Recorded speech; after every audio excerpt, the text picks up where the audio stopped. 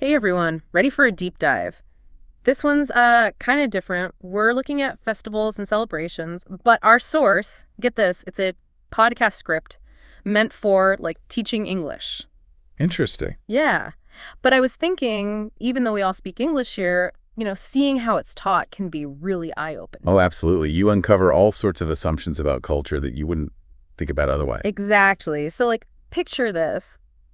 You got to explain your favorite festival to someone who's never even heard of it, right? How would you even start? Well, what's interesting is source material jumps right into the deep end. Like it emphasizes how important festivals are, not just the fun part, but The meaning behind it all. right. Like they use words like cultural identity and social connections. Heavy stuff for an English lesson. It's true. They even say festivals are like cultural DNA. Yeah, that's a good way to put it. It's like they're not just these one-off events. They carry the traditions, values, even the stories of a whole community. Think about it, like even a simple harvest festival. Exactly. It's Mm. not just about, eating a lot. It shows how that society interacts with nature, the hard work, and then the whole community sharing the abundance. And those values get passed down through generations, right? The festival is like a living, breathing example. Exactly. Okay, so we've got this deeper meaning, but then the source throws all this vocabulary at us, the obvious ones. Festival, tradition, parade, fireworks, but then it's like ritual, feast. Yeah. How do you explain that to someone who's never seen a big ceremony or like a huge Thanksgiving dinner? This is where understanding the little differences in meaning is so important. Like a feast isn't just any big meal, is it? No, it's special. Right. There's this feeling of abundance, something special about how it's prepared, and it's tied to a specific event. And then ritual. Ooh, yeah. That word suggests actions, but with a deeper meaning. Yeah. Connecting people to something spiritual or cultural or historical. So you're not just saying what the festival is, you're hinting at why they do it. Exactly. And the source material is really clever because they go beyond single words. They give you whole phrases for describing the festival, sharing traditions, even like inviting someone to join in. That's true. It's like they're handing you a toolkit for actual conversations about these cultural events, not just like spitting out random words. And when you think about it, those phrases give us subtle clues about the culture behind them. Mm-hmm. For example, they use, "Would you like to join us?" for invitations. Okay.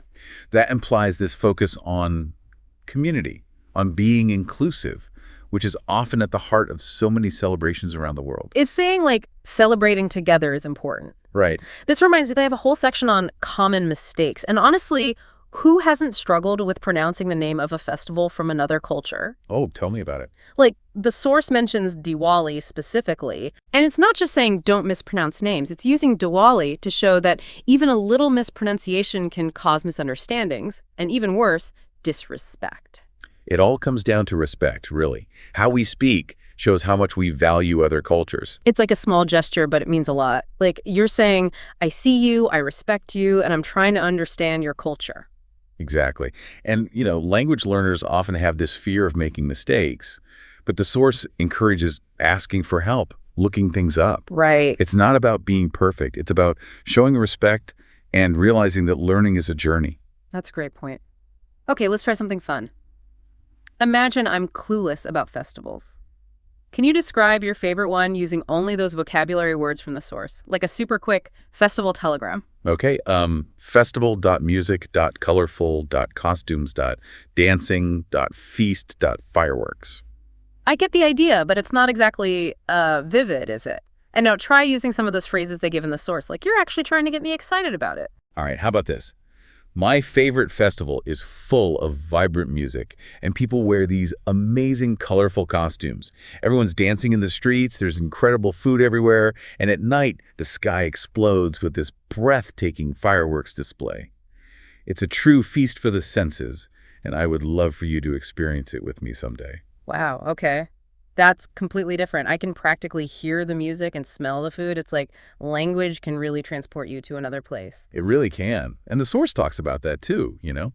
They want learners to watch videos, practice talking about festivals with others, to really immerse themselves. So we've talked about why festivals are important, looked at some key vocabulary, even practice using those phrases to describe them. But there's something else in the source that I think we should dig into. Are you thinking about the common mistakes section again? Yeah. It goes beyond just pronunciation, you know? They talk about avoiding generalizations, being culturally sensitive. That's where critical thinking comes in.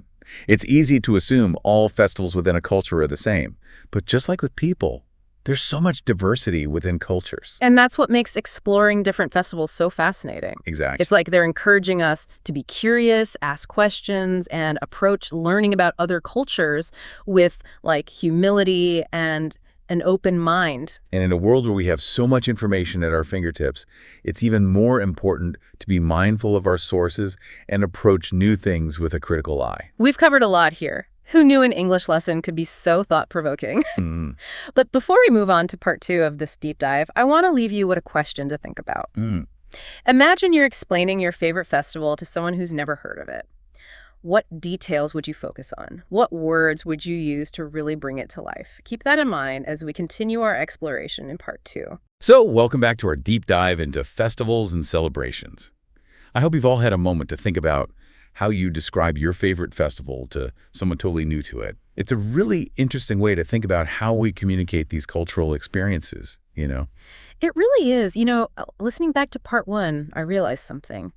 That source material, even though it's for people learning English, it's doing way more than just teaching vocabulary and grammar. That's a good observation. What do you mean exactly? Well, it's almost like a mini course in how to communicate across cultures. It's not just giving learners the words to talk about festivals, it's giving them the tools to connect with people who might have totally different backgrounds. I see what you're saying.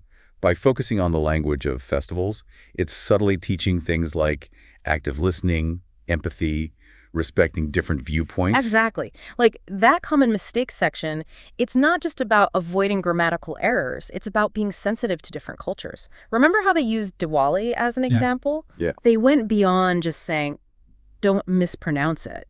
They used that to show how even a tiny mispronunciation can be a sign of disrespect or like you're not even trying to understand. It's a reminder that language is powerful, you know.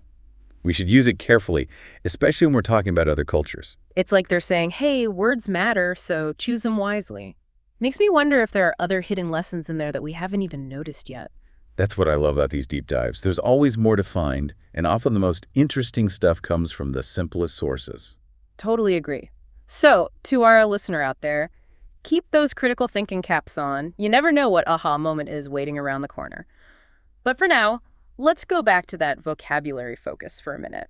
We talked about words like festival, tradition, parade. They seem pretty basic, but I feel like there's more to them than meets the eye. You're right. Each one of those words is like a door into a whole world of cultural experiences. Take parade, for example. It's not just people walking down the street. It's a visual spectacle. You know, often it tells a story, whether it's historical, mythical, or just pure celebration. Think about the Macy's Thanksgiving Day Parade in New York City. Yeah, with those huge balloons. Right. Those balloons aren't just random characters. They represent American pop culture, the whole festive spirit of a holiday. That's a great point. It's like every part of a festival, the food, the decorations, the music, it's all chosen for a reason, to convey a specific meaning. Exactly. And understanding those choices helps us appreciate the festival on a deeper level. It's like cracking a secret cultural code. Speaking of codes, remember the word ritual. The source material lists it as key vocabulary, but we could probably spend a whole episode just unpacking the concept of ritual itself. Oh, absolutely. Rituals are so fascinating because they're like a bridge between what we can see and what we can't. The physical and the spiritual. They're actions, but they have this symbolic meaning connecting us to something bigger than ourselves. Exactly. And those symbolic meanings are often hidden beneath the surface. They can be easy to miss if you're not familiar with the culture.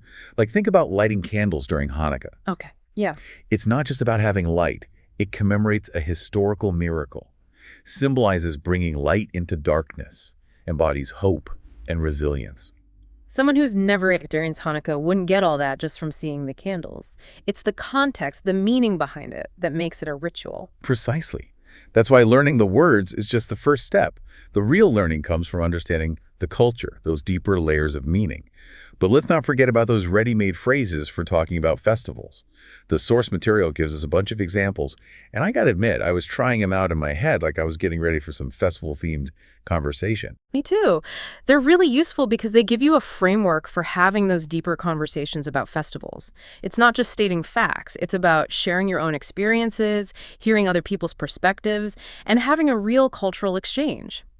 There's even this subtle encouragement to really engage with the topic. Absolutely. The way they phrase suggestions, like, what's your favorite celebration? It invites the listener to open up, share something personal, maybe even find common ground. It reinforces the idea that learning a language isn't just about grammar, it's about building connections and understanding.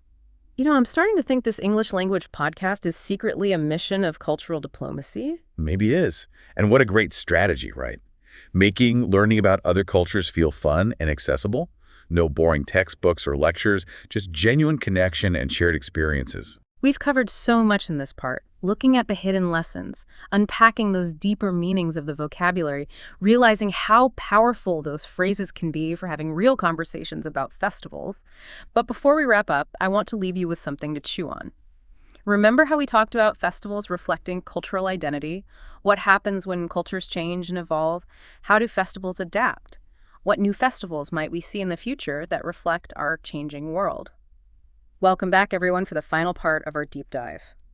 It's amazing how much we've uncovered about festivals and celebrations. I'm still thinking about all those insights, especially from that English learning podcast. Yeah, it really highlights how language can bridge cultures. And as we wrap up, I want to go back to that question I asked before. How do festivals change as cultures change? The world is constantly evolving, right? Totally. We've got new technologies, shifting social norms, traditions getting reinterpreted for younger generations.